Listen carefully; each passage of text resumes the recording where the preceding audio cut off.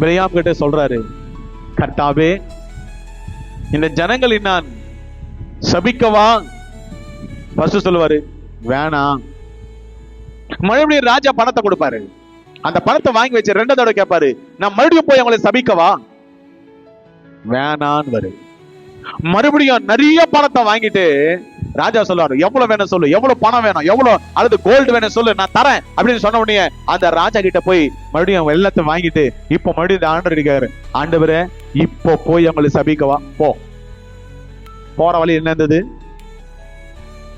கேட்கல. தேவதூதன் பட்டயத்தோடு நின்று இருக்கிறான். இனி நான் உங்களை பார்த்து சொல்றேன், கர்த்தர் 1 தடவை 2 தடவை விடுவாரு, 3ஆவது தடவை பிடிப்பாரு. ஜாக்கிரதை. கர்த்தர் என்ன விட்டுறாரு, பிரச்சனை இல்லை, எப்படியோ போவோம் நினைச்சுக்காத. எப்ப கழுத்தை பிடிச்சு நெருக்குவாரு உனக்கே தெரியாது.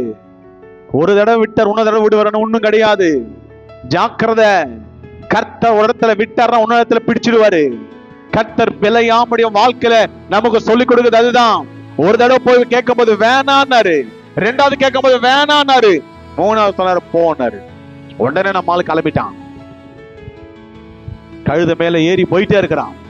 இப்போ கழுத வாய் திறந்து பேசுது, எதிரில பட்டயத்தோட தேவதூதர் இருக்கிறானு. இனி நான் உங்களை பார்த்து சொல்றேன், கர்த்தர் இந்த நாளில ஒவ்வொருத்தரோட சொல்லுகிற ஒரு காரியம், ஜாக்கிரதை. உன் குணாதிசயங்களை மாற்றிக்கொள், உன் குணாதிசயங்களை மாற்றிக்கொள். இயேசுவின் நாமத்தில் ஒரு பெரிய மாற்றம்